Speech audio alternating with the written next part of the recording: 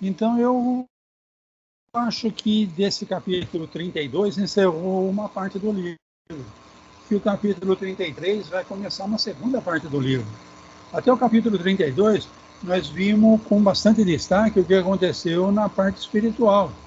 Então, André Luiz, o Vicente, mais o chefe lá do grupo mensageiro, vieram nessa viagem de aprendizado, passaram lá no posto de socorro lá em Forma de Castelo, acompanharam os trabalhos, e no final, então, no capítulo 32, a gente viu a apresentação da esposa do Alfredo lá, né?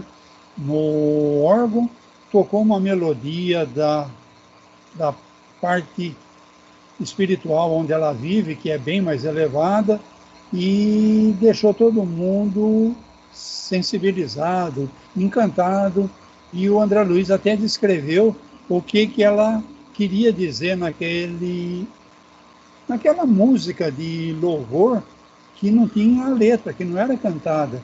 Então, aquele som, para o André Luiz, ele descreveu o significado, e isso deixou o André Luiz encantado, e ele procurou o chefe aí dos mensageiros, que ele queria explicações, né? Aí o chefe do mensageiro falou, eu já te conheço, eu sei, vamos com calma. Mas, por outro lado, você pensa naquela que estava dormindo, e você observou a nuvem negra que tinha nela, e ela tinha sido assassina do marido, e você viu todo o sofrimento dela. Você viu aquele Paulo que estava trancado numa cela, completamente desequilibrado, que era o fofoqueiro que acabou com a vida do Alfredo lá, com aquela fofoca toda que ele fazia, né? Então você veja que cada pessoa, ela vai transmitir depois do desencarne aquilo que ela conseguiu desenvolver espiritualmente, né? Então a esposa do Alfredo, ela tinha sofrido uma injustiça muito grande, mas para não perturbar a paz do Alfredo, ela se resignou e aguentou tranquila, entendeu? Até ela desencarnar naturalmente, completamente injustiçada. Então ela agora no plano espiritual, ela reflete uma paz de espírito que a outra que assassinou o marido e o outro que fez a fofoca não reflete, pelo contrário, estão em sofrimento, em desequilíbrio, né?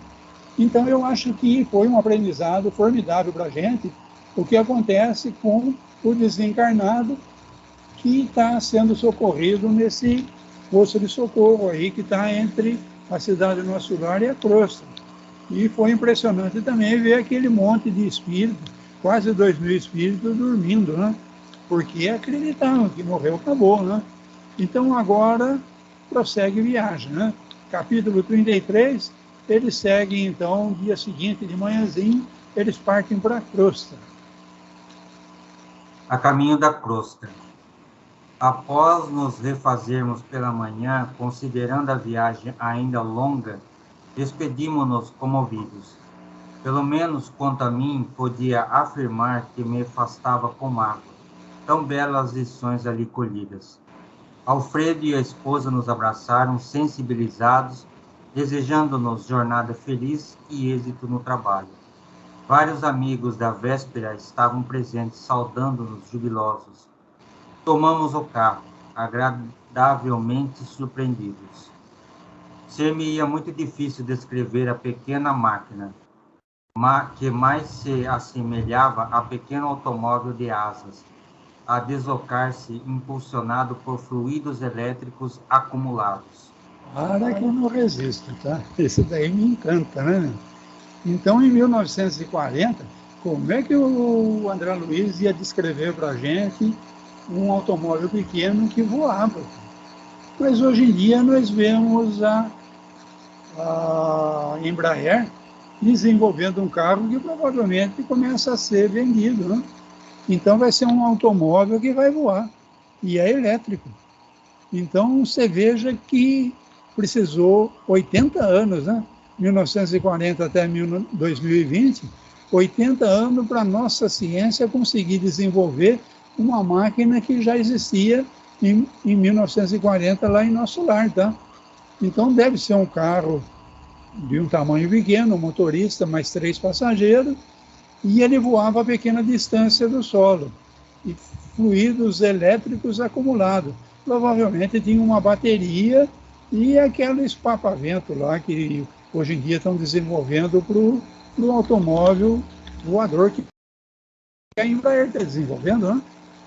Sei lá, ou é alguma coisa tão mais elevada ainda que a gente nem consegue imaginar ainda, tá? Mas hoje em dia já dá para imaginar um carro elétrico que voa assim. Vamos lá. Sempre atencioso, Aniceto explicou. Aceitei a cooperação do aparelho não porque os desejava escravizados ao menor esforço, mas porque a permanência, embora ligeira no posto de socorro, constitui ensejos dos mais frutuosos à aquisição de conhecimentos necessários. Receberam vocês lições intensivas relativamente aos nossos irmãos perturbados e sofredores, bem como sobre os efeitos das preces. Desse modo, temos nosso expediente bastante adiantado, considerando que se encontram ambos em tarefa de observação e aprendizado acima de tudo. E depois de pequena pausa, continuou. Não creiam, todavia, que possamos aproveitar a máquina até a costa. Calculo que só poderemos voar até o meio-dia. Em seguida, prosseguiremos a pé. Legal. Então, o Aniceto tá falando para eles. Nós vamos de carro, mas não é para dar moleza para vocês, não, tá? Porque fazia parte do aprendizado de vocês irem a pé mesmo e verem toda a dificuldade do caminho. Mas eu concordei de aceitar essa carona com um automóvel voador, porque vocês aprenderam muito nessa estadia que tiveram no posto de socorro. Então, aquela noite que eles passaram, a participação no trabalho, os participar das preces, e tudo aquilo foi um aprendizado que adiantou muito o que o Aniceto queria passar para eles. Agora, eu achei interessante aqui nesse final que essa máquina não vai poder se aproximar da crosta. Então, você imagina um médium com alguma vidência que vai ver chegar um automóvel voador elétrico 1940. Então ele vai achar que é uma nave extraterrestre. Então você vê que o carro voador parece que o percurso é de, vamos dizer, de 8 horas, ele vai fazer 4 horas de automóvel, o resto eles vão prosseguir a pé mesmo, tá? Eu calculo que o automóvel não vai chegar muito perto do Rio de Janeiro por causa disso.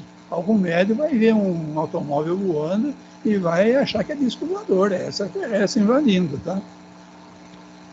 Aniceto calou-se por instantes, sorriu noutra expressão fisionômica e acentuou. Isto, porém, acontecerá somente enquanto não hajam vocês criado asas espirituais que possam vencer todas as resistências vibratórias. Semelhante realização pode não estar distante. Dependerá do esforço que desejarem despender no trabalho aquisitivo. Todo aquele que opere e coopere de espírito voltado para Deus poderá aguardar sempre o melhor. Não é promessa de amizade, é lei. O pequeno aparelho nos conduziu por enormes distâncias, sempre no ar, mas conservando-se a reduzida altura do sol. Quase precisamente ao meio-dia, estacionamos em humilde pouso destinado a abastecimento e reparação de maquinaria da natureza, daquela em que havíamos viajado. Olha que legal. Então a máquina precisa reabastecer, tá? Um automóvel da Embraer está desenvolvendo também.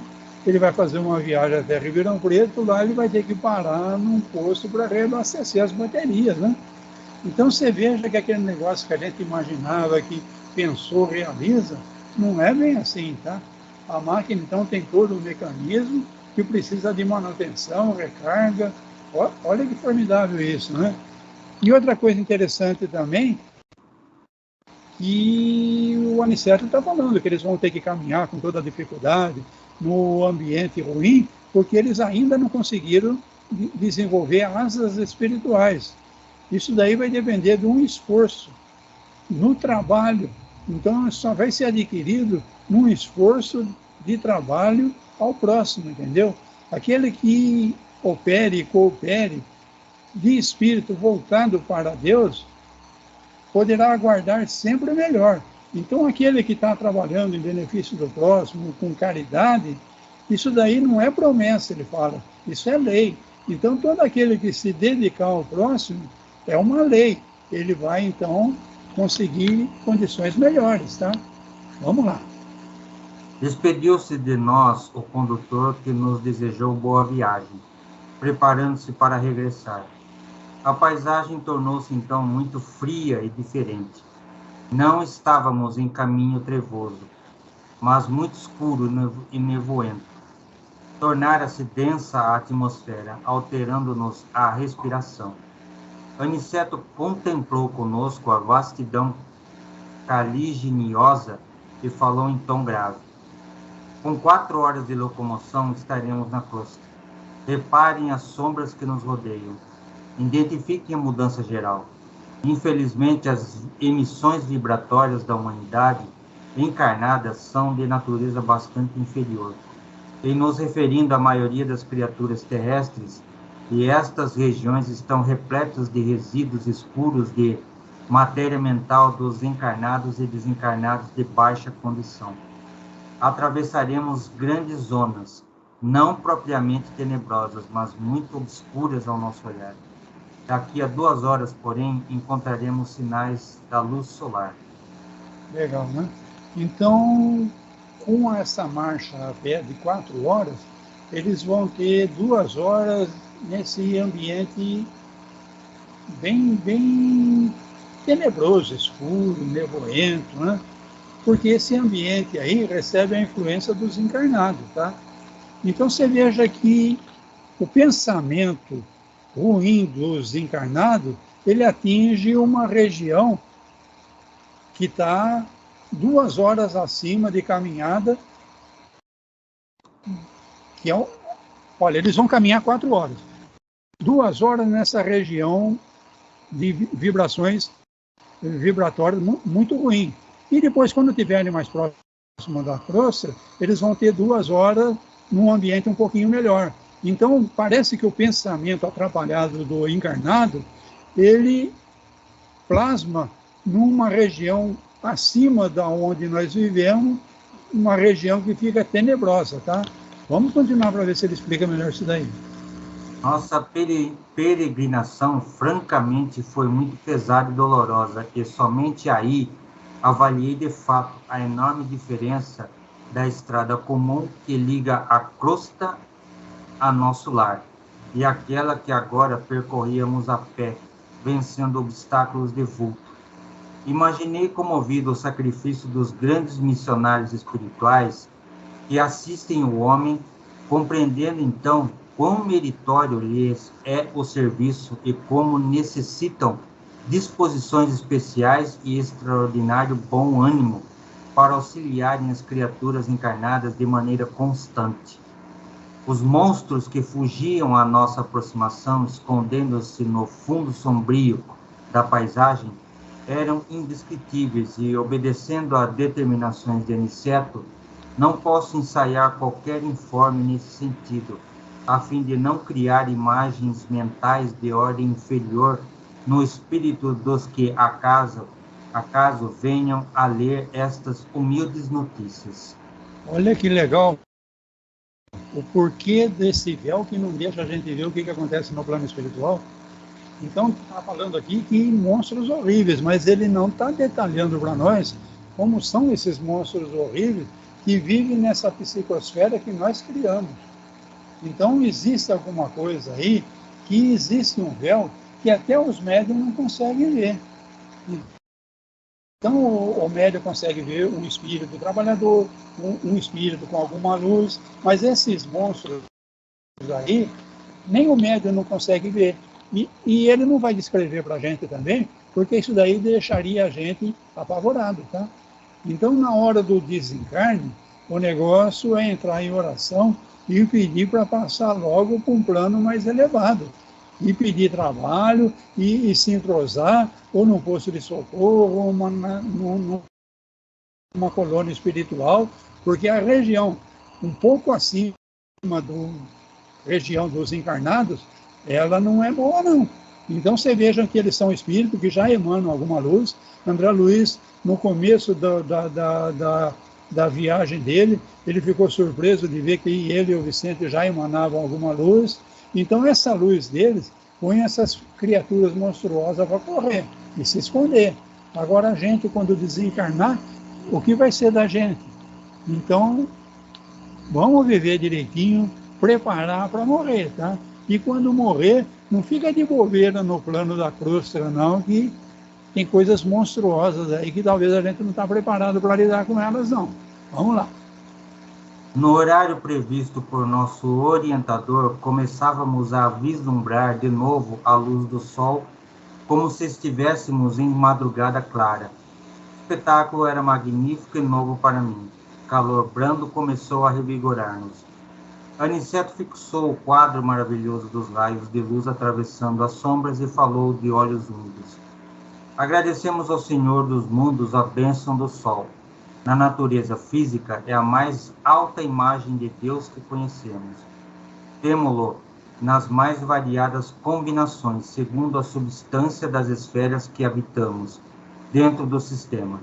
Ele está em nosso lar, de acordo com os elementos básicos da vida, e permanece na Terra segundo as qualidades magnéticas da crosta. É visto em Júpiter de maneira diferente. Ilumina Vênus com outra modalidade de luz. Aparece em Saturno noutra roupagem brilhante. Entretanto, é sempre o mesmo, sempre a radiosa sede de nossas energias vitais. Então vamos pensar mais um pouquinho nessa região tenebrosa e depois, chegando na crosta, a região melhora um pouco. Então nós sabemos que essa região ficou tenebrosa por matéria mental de pessoas desequilibradas. Então eu fico pensando aqui que os encarnados bons, eles conseguem de alguma forma melhorar o clima daqui da crosta, porque eles estão encarnados, vivem aqui. E aqueles criminosos, aqueles tarados, aqueles sangue ruim que vivem entre nós encarnados, mandam uma energia que se acumula numa região um pouco acima. Então, numa caminhada de 4 horas, 2 horas de região tenebrosa, quando foi se aproximando da crosta, a vibração já estava melhor. E agora, então, o Aniceto dá uma outra lição para a gente. O Sol é o mesmo. Só que em nosso lar, ele tem uma dimensão que a gente nem imagina. Nós estamos aqui na crosta. Então, na Terra, de acordo com as qualidades magnéticas da Terra. Qualidade magnética para mim, então, é uma cidade que tem bastante pessoas boas, uma casa que tem pessoas boas, uma reunião que você está numa fraternidade qualquer, onde reina um clima de amizade. Então, para mim, isso daí são as qualidades magnéticas que vai fazer uma psicosfera bacana naquele local. Em Júpiter, a coisa deve ser formidável, porque a gente sabe que Júpiter é um mundo superior. Vênus, eu nunca vi um livro descrevendo Vênus, mas deve ser superior a Júpiter, tá? E a luz do Sol, Saturno, todos eles, cada um tem uma roupagem brilhante, mas é o mesmo Sol. Então, a claridade do Sol vai agir no ambiente que a gente está, de acordo com a qualidade magnética das pessoas que vivem naquele local, tá? Quanto melhor a qualidade magnética do ambiente, a própria luz do Sol vai ser diferente, tá? Vamos continuar esse estudo aí, que tá legal. Avançamos comovidos, e daí a algum tempo surgiu-nos o astro sublime na posição que antecede o crepúsculo.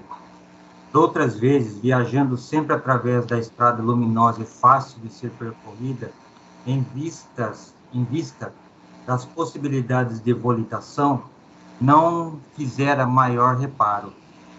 Agora, porém, que atravessara névoas compactas, anotava diferenças profundas.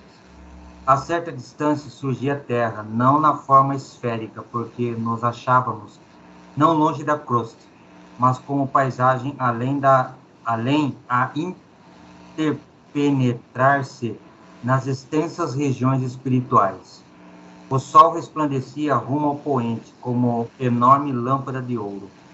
Aniceto, que parecia alegrar-se sobremaneira, exclamou: entramos na zona de influência direta da crosta. Poderemos, doravante, praticar a volitação, utilizando nossos conhecimentos de transformação da força centrípeta. A luz que nos banha resulta do contato magnético entre a energia positiva do Sol e a força negativa da massa planetária. Prossigamos, não tardaremos a entrar no Rio de Janeiro. Olha que legal. Então, André Luiz, quando estava em nosso lar, ele já tinha vindo ao Rio de Janeiro, mas ele tinha vindo pelaquela estrada que ele descreveu no começo do livro Mensageiro, uma estrada que era limpa pelos espíritos trabalhadores, como se fosse uma rodovia que passa a máquina, corta o capim e faz a conservação, a sinalização. Então, quando ele vinha volitando por um caminho que era tranquilo. Ele não tinha nem reparado nisso tudo que ele reparou nessa caminhada que o Aniceto fez eles fazerem, entendeu? Então, eles passaram por essa região tenebrosa, que não era a estrada que o André Luiz conhecia quando ele volitava para fazer o atendimento para o marido da mulher dele, que estava doente, tudo isso, entendeu? Então, aqui foi um grande aprendizado. E aqui, então, eles chegaram na região da crosta. E na região da crosta parece que a energia é bem mais tranquila.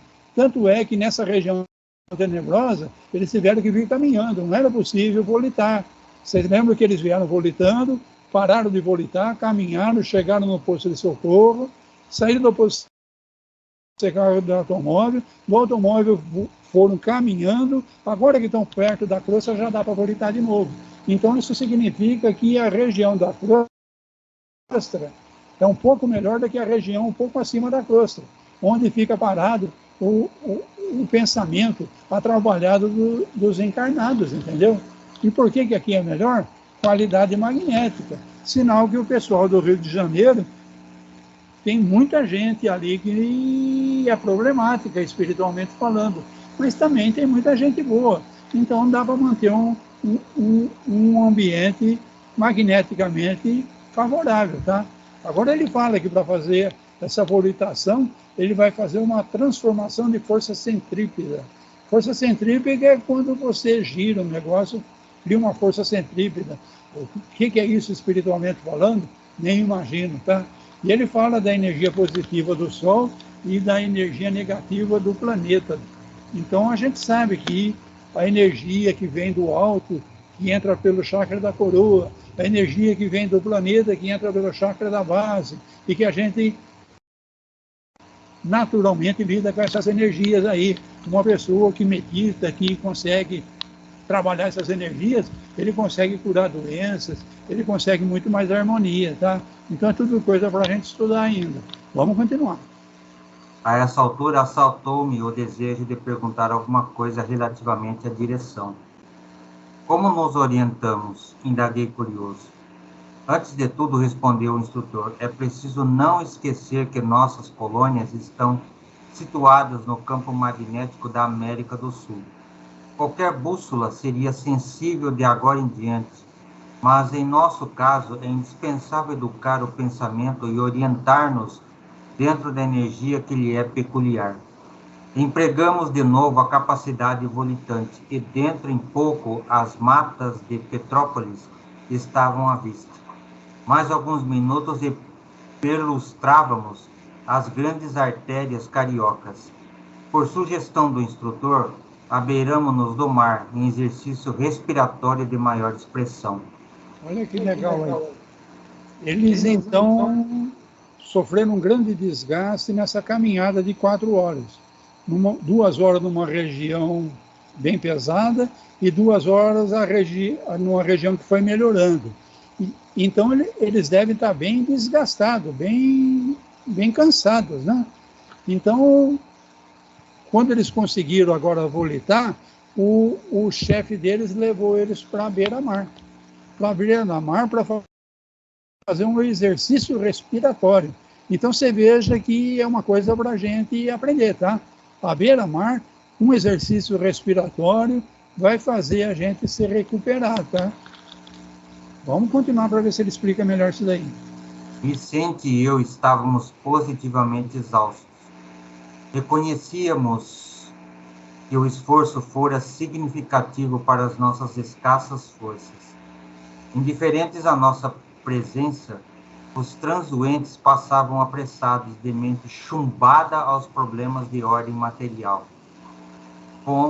Confonavam ônibus repletos. A grande Bahia figurava-se-nos cheia de forças renovadoras. Quando se acendiam as primeiras luzes elétricas, Aniceto convidou-nos amavelmente. Dá uma paradinha aí. Então você veja que o cansaço físico, uma respirada à beira-mar, eu acho que não faria grande coisa, não. Mas um cansaço espiritual, um estresse espiritual, então quando a gente vê um yogin, uma pessoa treinada em yoga, mandar você se concentrar na respiração, parece que acontece alguma coisa aqui para o teu espírito, para a tua parte espiritual. Então, um músculo cansado de 4 horas de caminhada, eu acho que uma respirada à beira-mar não ia fazer grandes coisas, não. Mas com um espírito que passou por um estresse numa região complicada espiritualmente, essa respirada profunda à beira-mar aí, parece que é alguma coisa muito boa, né? Vamos encerrar, então. Vamos ao reconforto. Vocês estão fatigadíssimos.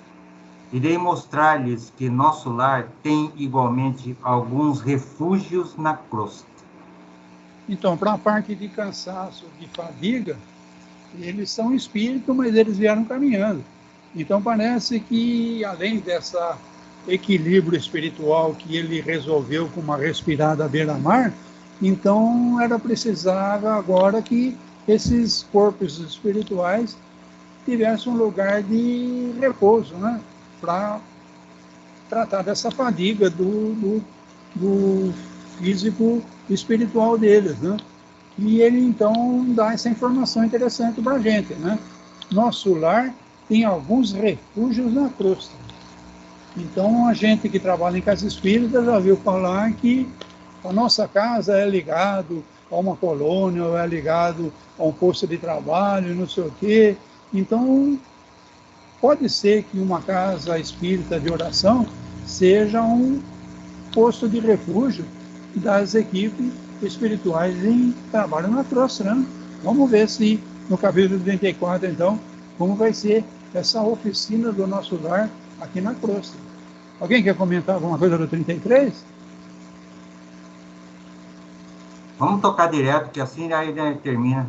Aí complementa no fim. Eu acho legal, porque me deixou muito curioso. Como é que é essa oficina do nosso lar aí, né? O que é isso? Será que é uma carpintaria, é uma mecânica, troca parafuso, prega madeira, cola? O que é isso, oficina de nosso lar? Vamos ver isso daí. Entre 18 e 19 horas, atingimos uma casa singela de bairro modesto. No longo percurso, através de ruas movimentadas, surpreendia-me sobremaneira por se me depararem quadros totalmente novos. Identificava agora a presença de muitos desencarnados de ordem inferior, seguindo os passos de transuentes vários, ou colados a eles em abraço singular. Muitos dependuravam-se a veículos, contemplavam-nos outros das sacadas distantes. Alguns em grupos vagavam pelas ruas, formando verdadeiras nuvens escuras que houvessem baixado repentinamente ao solo. Assustei-me. Não havia notado tais ocorrências nas excursões anteriores ao círculo carnal. Aniceto, porém, explicou que não fora vão o auxílio recebido para a intensificação do poder visual. Estávamos em tarefa de observação ativa com vistas ao aprendizado. Então isso daí é uma coisa que nem médium vê, tá? Então o médium consegue ver uma parte do que existe no plano espiritual. Eles estão vendo porque eles receberam um tratamento antes de sair lá do grupo mensageiro. Vocês lembram que as percepções dele foram apuradas num tratamento que eles fizeram antes de iniciar essa viagem de observação. Então, bom, a oficina parece que é uma casa singela no bairro Modesto. Então, não é uma oficina, tá? Parece que é a casa de alguém. Agora, chamou muita atenção isso daí, a quantidade de desencarnados que estão ali no Rio de Janeiro, né? Então, aquela pessoa que está andando pela calçada, mas tem espírito colado nele. Provavelmente ele está louco para parar no bar, tomar uma, né? Mas vai ver que nem é o corpo dele que está com vontade de tomar uma, né? Vai ver que é um desses espíritos que está colado nele aí, que está perturbando ele para ele parar no bar e tomar uma, né? Outros estavam pendurados em veículos, outros na sacada olhando, outros em grupo vagando pela rua, nuvens escuras, como se fossem nuvens escuras que houvesse baixado repentinamente ao solo. Então, no centro de uma cidade com muito movimento, existe uma concentração muito grande de espíritos. Ele não descreveu isso lá na praia, ele descreveu nesse local onde tem bastante pessoas transeuntes, tá? Então, se tivesse ali pessoas boas, em harmonia, com um pensamento positivo, esse pessoal aí não ia achar graça, não. Agora, como tem pessoas preocupadas, estou sem dinheiro, estou devendo, como vai ser, vou chegar em casa, vou falar isso e aquilo, isso não vai ficar assim, então esse pessoal aí carrega muita gente grudado neles, tá? Vamos continuar? Não dissimulava, entretanto, minha surpresa. As sombras sucediam-se umas às outras, e posso assegurar que o número de entidades inferiores invisíveis ao homem comum não era menor. Nas ruas, ao de pessoas encarnadas em contínuo vai e vem. Não havia ali a serenidade dos ambientes de nosso lar, nem a calma relativa do posto de socorro, de campo da paz. Receios imprevistos instalavam-se-me na alma. Desagradáveis choques íntimos assaltavam meu coração, sem que lhes pudesse localizar a procedência. Tinha a impressão nítida de havermos mergulhado num oceano de vibrações muito diferentes, onde respirávamos com certa dificuldade.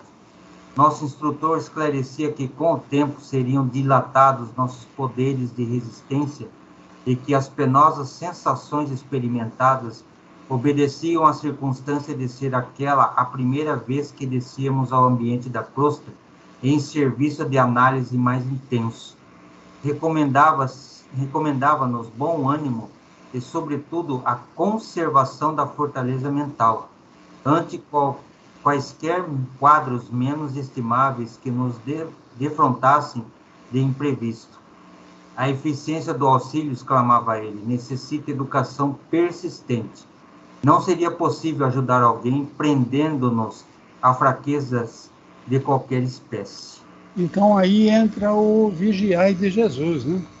Então você está passando numa região ruim, o ambiente está péssimo, você está sentindo aquela influência, porque você viu que o número de desencarnados que estão ali como uma nuvem pestilenta é maior do que o número de encarnados numa artéria de grande movimento do Rio de Janeiro. Então você fala, quando eu passo naquela rua eu sinto mal. Então, vigiai. Vigiai o quê? Como é que está o teu pensamento? Então, se o teu pensamento está em não julgar ninguém, está um pensamento de piedade, coitado dessas pessoas que passaram o dia inteiro no trabalho, tantas preocupações, agora estão se influenciando por essa região aí. Então, uma postura dessa mantém a tua vibração em guarda, tá? Então é isso que ele está falando, que é o aprendizado que o André Luiz e o Vicente vão ter que fazer, porque eles estão agora percebendo o que ocasiona isso nas artérias do Rio de Janeiro, nas grandes avenidas do Rio de Janeiro. E eles agora vão ter que conseguir manter a sua vibração num patamar. Então, vigiar o pensamento deles, a atitude deles, para não deixar cair na influência, tá? Vamos continuar, que tá legal isso daí. Os conselhos de Aniceto calmavam-nos a alma surpreendida e inquieta, e em tudo fazia no íntimo para ajustar-me aos alvitres do bondoso orientador, mesmo porque asseverava ele que diversos companheiros adiavam nobres realizações em virtude das manifestações de injustificável receio. Aquela residência de aspecto tão humilde que alcançávamos agora proporcionava-me cariciosa impressão de conforto. Estava lindamente iluminada por clarões espirituais que recordavam precisamente nossa cidade tão distante. Fundamente surpreendido, reparei que nosso orientador se detivera. Notando a nossa admiração, Aniceto indicou a casa pobre e falou: Para aí que isso daí é legal, tá? Então, olha o ambiente que eles passaram. O Aniceto falou que muitos espíritos que se propõem a trabalhar em benefício, eles acabam, nessa região aí, eles desistem, tá? Porque eles não conseguem não se deixar influenciar por essa vibração negativa que tem aqui na crosta, tá? Então, vigiai, não fica querendo culpar. Não, mas toda vez que eu venho nesse lugar eu sinto isso. A culpa é no lugar. Não, a culpa é sua, que está se deixando entrar na vibração negativa e fazer essa vibração negativa interferir em você. Você tem que modificar você, para você continuar num patamar. Naquele patamar, a vibração negativa não vai conseguir te atingir, tá? Então, é o grande aprendizado deles. Agora, então, eles chegaram na residência. Tão humilde, parece que é uma casinha. Só que nessa casinha, na mesma região, onde tem esses espíritos aí que parece uma nuvem, essa casinha está iluminada. Clarões espirituais estão saindo da casinha. E parece que a casinha humilde aí é a oficina de nosso lar que eles estão indo. Vamos ver então o que tem nessa casinha. Teremos aqui o nosso refúgio. É uma oficina que representa nosso lar. Profundo assombro empolgou-me o íntimo, mas não tive ensejo para indagações. Precisava seguir o instrutor que tomara a direção da casa pequenina. Aproximamo-nos do jardim que rodeava a construção muito simples. Estupefato, observei que numerosos companheiros espirituais assomavam à janela, saudando-nos alegremente. O que significava tudo aquilo? De outras vezes visitara a minha cidade e meu antigo lar, mas nunca vira tal coisa. Aniceto compreendeu-me a perplexidade e explicou: os irmãos que nos saúdam são trabalhadores espirituais que se abrigam nesta tenda de amor. Um cavalheiro muito simpático e acolhedor abriu-nos a porta. Dá uma paradinha aí que você abriu-nos a porta aí, é interessante. Então, veja bem, a casa simples, mas ela era bem cuidada, ela tinha um jardim em volta. Então, quando eles foram chegando na casa, companheiros espirituais vieram à janela saudar o pessoal que estava chegando. Então, aquela casa, além dos encarnados que nós vamos ver que habitam ali, que é uma oficina de nosso lar, tinha ali vários trabalhadores espirituais que provavelmente sabiam da chegada do Aniceto, André Luiz e o Vicente, e vieram saudar, tá? Então, quem nos saúda são os trabalhadores espirituais que se abrigam nessa tenda de amor. Então, parece que há trabalhadores espirituais em trabalhos na crosta, na cidade do Rio de Janeiro, eles se abrigam nessa residência humilde aí.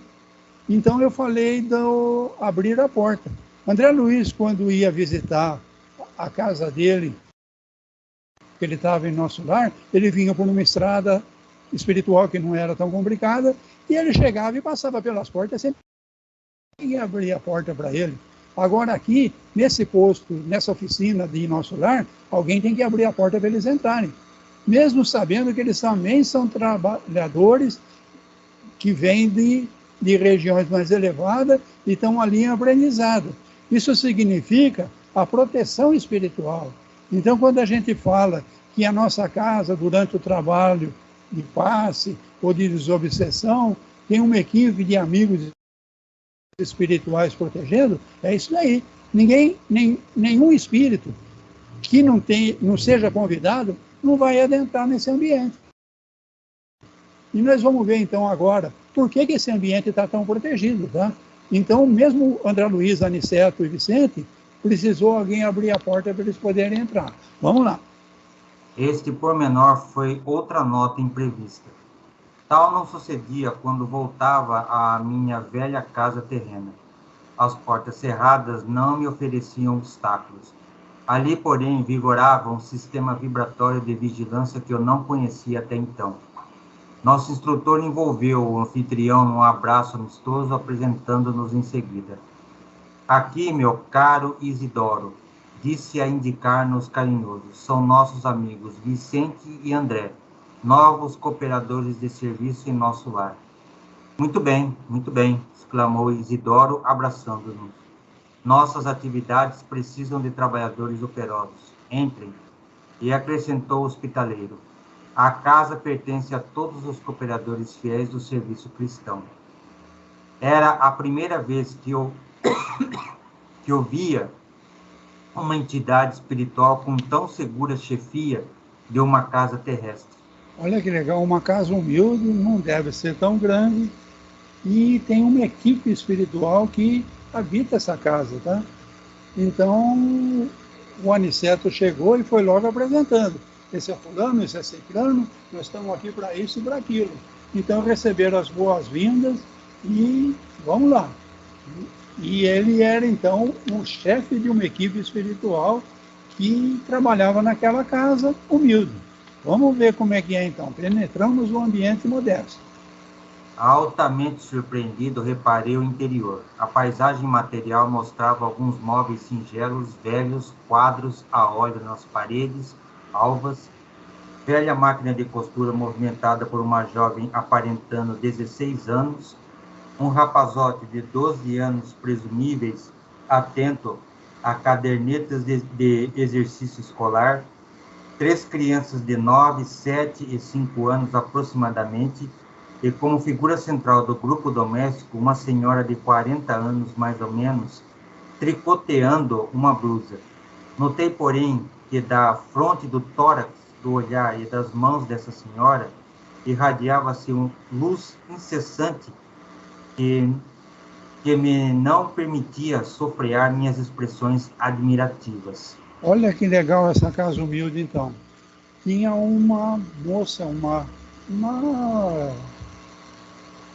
adolescente numa máquina de costura, um rapazote fazendo a lição numa caderneta, umas crianças brincando e uma senhora fazendo tricô, fazendo uma blusa. Só que essa senhora irradiava luz. Então esses são os encarnados que habitam essa modesta residência, que é uma oficina de nosso lar. Então vamos ver o que o Aniceto vai falar da senhora que está tricotando. Aniceto designou-a respeitoso e falou: temos aqui a nossa irmã Isabel.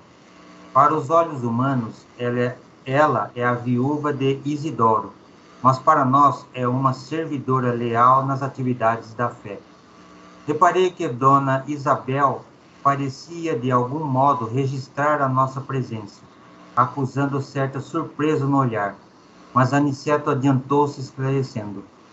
Nossa amiga é senhora de grande evidência psíquica, mas os benfeitores que nos orientam os esforços recomendam não se lhe permita a visão total do que se passa em torno de suas faculdades mediúnicas. O conhecimento exato da paisagem espiritual em que vive talvez lhe prejudicasse a tranquilidade. Isabel, portanto, apenas pode ver, mais ou menos, a 20ª parte dos serviços espirituais em que colabora de modo direto. Olha de novo aí. Então, essa Dona Isabel parece que conseguia manter um ambiente formidável, que nosso lar adotou a casa dela como um posto avançado de nosso lar, tá? Então, essa casa aí parece que vive numa harmonia, e ela recebe uma luz, e ela consegue difundir essa luz na residência, mantendo um ambiente formidável, e ela é médium. Ela é médium porque ela percebeu André Luiz, o Aniceto, o Vicente chegando. Mas olha que interessante, mesmo ela sendo médium, os benfeitores não recomendam uma visão total. Se ela tivesse conhecimento exato da paisagem espiritual, dos trabalhos que acontecem à volta dela, ela teria a tranquilidade prejudicada. Então, o que ela consegue perceber é 20% do que acontece só, tá? A 20ª parte do que acontece só. Até o médium não consegue ver, então, como esses espíritos sofredores, esses espíritos que são socorridos nessas reuniões mediúnicas, tá? Então, ela é uma médium, o ambiente é propício, mas ela não consegue ver tudo o que acontece na casa dela, não. Vamos lá. A essa altura, Isidoro nos indicou pequena sala ao lado e falou a Aniceto em particular. Desculpe-me se não lhes posso acompanhar no repouso necessário. Descansem, contudo, à vontade. Tenho serviços urgentes na recepção de outros amigos. Nosso mentor agradeceu comovidamente e, acompanhando-o, alcançamos modesto salão pobremente mobilado, mas quase repleto de entidades envolvidas em conversação edificante. Confortadoras luzes brilhavam em todos os recantos. Havia ali um velho relógio, tosca mesa de grandes proporções, uma dúzia de cadeiras e alguns bancos rústicos. Então aí está me parecendo uma casa espírita, tá? Então parece que tinha um cômodo ao lado da onde a família estava trabalhando, uma moça, a senhora tricotando, a moça costurando, a criança fazendo lição de casa. Parece que no cômodo ao lado tinha uma mesa com 12 cadeiras. E ali tinha várias entidades.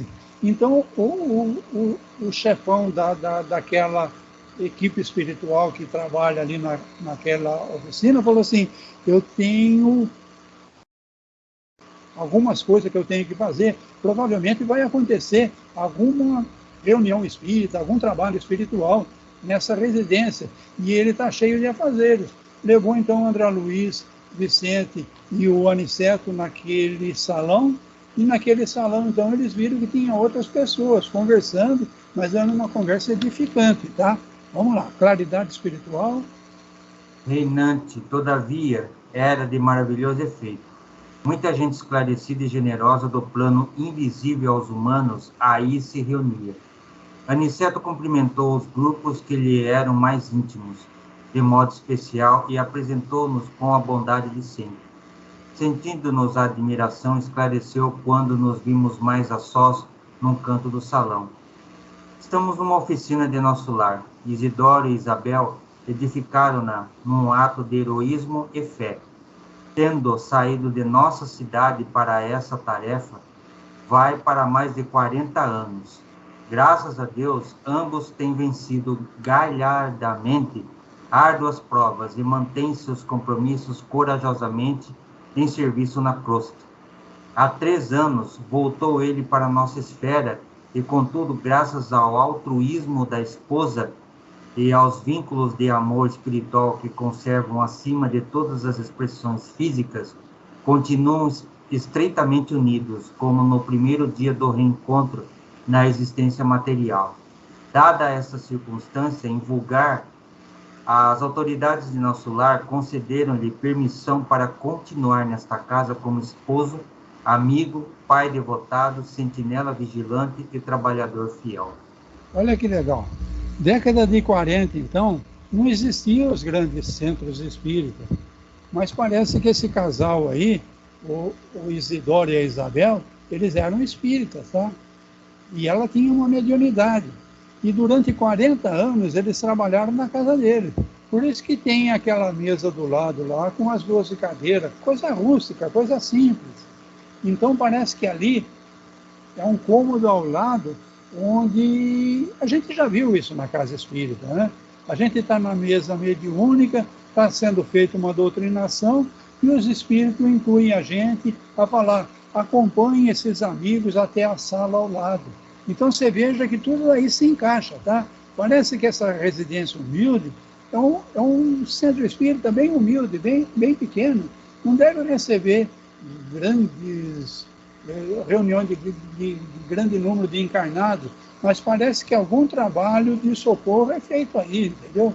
E está muito parecido com o que a gente vê na casa espírita hoje em dia, tá? Então, o marido já voltou para a esfera. Ela ficou viúva, né, já há 3 anos. Mas eles continuam trabalhando. E ele, então, se transformou, mesmo depois de desencarnado, ele passou por nosso lar e recebeu a permissão de continuar na casa, como esposo amigo, pai devotado, sentinela vigilante e trabalhador fiel. Então, olha, num instantinho ele se harmonizou e voltou a trabalhar junto à companheira que continua encarnada. Olha que história bonita, vamos continuar. E observando talvez a nossa maior surpresa, Aniceto acrescentou: sim, amigos, o acaso não define responsabilidades nem atende à construção séria. A edificação espiritual pede esforço e dedicação.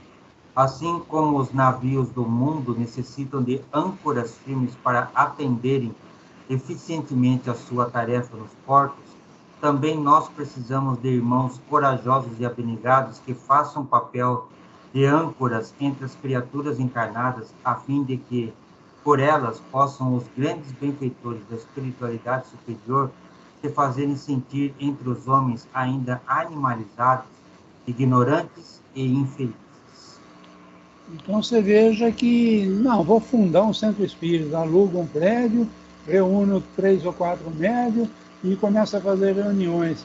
Esse trabalho que foi feito aí durante 40 anos, então parece que esse casal aí, ela era médium, provavelmente começaram a ter problemas espirituais, problemas talvez de obsessão, e foram atrás de conhecimento. E foram 40 anos de labuta. Hoje, então, a casa deles se transformou numa oficina de nosso lar. Então, uma coisa maravilhosa foi feita, mas levou 40 anos. Não é de graça, não. Não, vamos fundar um centro espírita. A gente aluga aquele salão lá e a partir de tal dia é possível, é possível. Quem que vai ser os trabalhadores? Esse pessoal está firme mesmo? Aqui eles estão firmes, que ele está falando que a âncora foi um trabalho de 40 anos do casal, tá? Bom, encerramos o capítulo. Eu acho que trouxe muita coisa interessante, tá? Uma pergunta, Bariana. Essa região por onde eles passaram antes de chegar na crosta, ela ainda persiste lá, com essa mentalidade que está hoje mais evidente do orgulho e egoísmo? Então a gente repara que essa vibração está cada vez mais forte, né? O orgulho, a vaidade, quem ele pensa que é, ele não sabe com quem ele está falando. Eu acho que nunca foi tão forte como está sendo hoje. Então isso daí é um fluido espiritual muito pesado, tá? Um fluido de quem ele pensa que é. Ele não está vendo a cor dele, ele não está vendo que ele não estudou, ele não está vendo, você entendeu? Que ele é alto, que ele é baixo. Então esse preconceito, esse negócio de julgamento, esse negócio de eu não pertenço a essa categoria, assim que eu juntar um dinheirinho eu saio do Brasil, e eu fico torcendo para esse cara sair mesmo, entendeu? Muitos deles não sabem nem falar outras línguas, acabam indo para Portugal. Eles nunca conviveram com o povo português. Eu, no litoral, convivi muito com o povo português. São gente formidáveis, honestíssima, trabalhadora, mas eles não têm um pingo de educação. Eles não têm respeito nenhum por nós brasileiros, tá? Eles tratam a gente com maior descaso. Então eu fico vendo esses brasileiros irem para Portugal, cheio de cursos e diplomas, e vão lá para fazer faxina para português. Eu tenho parente da minha mulher que vive lá, e eles contam como é, tá? Aquilo lá não é para os fracos não, tá, minha gente? Então a gente despreza muito o Brasil, né? A gente se julga superior. Então é isso que você está falando. Isso é um pensamento negativo, espiritualmente falando, que ele fica numa região logo acima, entendeu? Então, o sol que vem para a gente passa por essa região. Então, tá lá, tá? Então, se um dia a gente desencarnar, peça, pelo amor de Deus, me leva para uma colônia, eu quero trabalhar, eu quero produzir, eu não quero ficar nessa região perto da crosta, não, tá? Porque tanto na crosta como na região logo acima da crosta que você está se referindo, essa região é muito pesada, tá? É ali onde se reúne gente da pior espécie. Da pior espécie porque são criminosos, são tarados, são viciados, mas são também preconceituosos, xenofóbicos, são gente insuportáveis, tá? É mais ou menos isso que você estava pensando, Sérgio? Sim, é exatamente eu engato isso. a falar, não paro mais. Não, é exatamente isso, Baiano, porque você falou que, bem anteriormente, você tinha falado que todas as regiões lá de, Umbral, todas essas regiões já estavam tudo praticamente limpo, né? Mas daí, lendo esse tema, né, dos três vindo à crosta, né, e passar por essa região, eu fiquei pensando, mas será que essa região ainda não foi totalmente limpa, como você tinha mencionado da outra vez? Então, não foi porque os encarnados não mudaram, entendeu? Essa região só vai mudar quando os encarnados começarem a vibrar numa vibração melhor. Essa região que você está se referindo aí, ela é subcrostral. Tá. Então, o filme Ghost retratou isso de uma forma bem grosseira, bem bobinha, tá? Então, o cara que desencarnou, veio os espíritos lá, venha para a luz, não sei o quê, ele falou, não, vão pegar ela, eu vou ficar aqui, eu tenho que cuidar dela. Então, ele ficou na região da crosta aqui, tá? Mas o bandidinho, quando desencarnou, você lembra o que aconteceu? Saiu uma fumacinha preta debaixo da terra, vieram lá, pegaram ele, escravizaram e levaram embora, tá? Então o cara que fala assim, não, eu sou do mal, eu sou do PCC, eu sou do comando não sei das onde, você tem que me respeitar por causa disso, daquilo, esses caras estão vinculados com essas forças subcrostrais. Então, abaixo da crosta nós temos o trevas e abismo. Essa região já passou pela batalha final, entendeu, Sérgio? Então ali existiam fortalezas, esconderijos, ali existiam fortalezas mesmo desses espíritos, barra pesada mesmo, tá? Provavelmente até de outros planetas, gente completamente sem alma, entendeu? E eram os grandes chefões dessas quadrilhas, dessas gente que fez barbaridade, entendeu? Então, esse pessoal aí esses livros que você está falando, relatam que já perderam a batalha final, entendeu? Então, nessa região, estão sendo reformadas, estão sendo construídas escolas e hospitais e tratamento, mas a coisa está fervendo, é aqui onde nós estamos mesmo, né, Sérgio? Então, no começo da conversa, você reparou que nós nunca tivemos tão mal espiritualmente nos preconceitos, você entendeu? Então, esse fluido logo acima da gente continua cada vez mais pestilento, tá? Vai mudar? Vai mudar. Nós vamos entrar em regeneração, entendeu? Mas só quando a gente começar a se regenerar mesmo. Depende de nós. Vão uns 40, 45 anos por aí, mais ou menos. Ou mais, né? Jesus esteve aqui há 2.000 anos, a gente pregou ele na cruz e até agora a gente não entendeu o que ele falou, tá? A gente está discutindo se é o evangélico que está certo, se é o católico que está certo, ou se é o Buda que está certo. A gente não entrou em acordo até agora, 2.000 anos, cara. Então, 40 anos, tomara que em 40 anos a gente mude, né, meu? A gente, é o que eu costumo falar aqui em casa, né? A gente ainda não... O mundo evoluiu, mas a gente continua carregando aqueles vínculos lá da época de Roma ainda. Você já viu aquele chinelo pesado, aquele chinelo cheio de barro, dificulta a tua caminhada? A gente não se livrou do chinelo ainda. A gente está arrastando o pé mesmo, tá? A gente passou num barrão, numa lama, o chinelo está pesado. A gente não para limpar o chinelo para poder caminhar um pouco melhor, bom. A gente faz igual as pessoas, joga lá na arena lá para os leões comer e ainda se diverte ainda. Nisso nós somos bons em julgar os outros, né, meu? Nada dá certo para mim, porque quando eu chego naquele lugar, olha o que eu encontro naquele lugar. Olha o julgamento que eu fiz, entendeu? Então, eu não falei nada da minha sintonia, eu só falei daquele lugar. Como é que eu consigo ir para frente? Eu chego naquele lugar, você entendeu? Como nós somos bons em julgar, meu?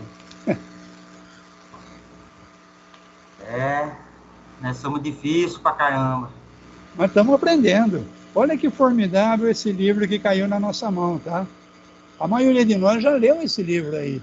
Mas a gente leu esse livro aí e tocou em frente, porque numa primeira leitura a gente quer saber. E agora, o que vai acontecer na casa dessa senhora? Como que é, como que não é? Então a gente quer correndo ver o que vai acontecer no próximo capítulo. Então fazer o estudo do jeito que a gente está fazendo é outro esquema, entendeu, Sérgio? Então vamos parar, vamos estudar. O que ele está falando aqui? Olha esse carro aí, pô. Na época não existia ainda esse projeto da Embraer. Então, na época, não conseguia imaginar um automóvel que voava a pequena distância do solo. Mas hoje já dá para imaginar, pô. A Embraer, provavelmente, o ano que vem, está negociando, está lançando um automóvel voador tocado a bateria, fluido elétrico, tá? É isso aí. E aí, Sérgio, quietão hoje? Rosália? Só observando. Bacana os 2 capítulos, né? Muito bom. Muito bom. E esse carro que você estava falando, eu estava lembrando daquilo que eu mandei para você a respeito dos drones. Então, que vão levar as pessoas até o aeroporto de Cumbica. Então, esse do nosso lar tinha motorista, né, meu? O homem já está pensando em inteligência artificial, 5G, nem motorista não vai precisar, né? Não. É brincadeira. O cara vai só rezar para chegar. Você entendeu quanto progresso está para acontecer se a gente deixar, meu? Se a gente parar de ser besta, começar a continuar querendo acumular fortunas, tá? Tem gente que acumulou tanta fortuna que agora acaba fazendo uma caridade, doando para a faculdade de tanto que ele acumulou. Mas isso tudo que ele acumulou, se fosse melhor dosado, aquele dinheiro que ele ganhou naquela fábrica de medicamento, aquele dinheiro absurdo que ele ganhou, se ele ganhasse um pouco menos e o medicamento fosse produzido, e mais, você entendeu quanta coisa a gente faz ainda para acumular, querer ser o mais rico, o mais poderoso, ou mais isso, ou mais aquilo. Se a gente conseguir dar uma freada nesse orgulho, nesse sentimento idiota de eu sou o melhor, eu sou o maior, a gente consegue desenvolver, a gente consegue produzir, a gente consegue inventar. É isso que nós estamos conversando mesmo, tá?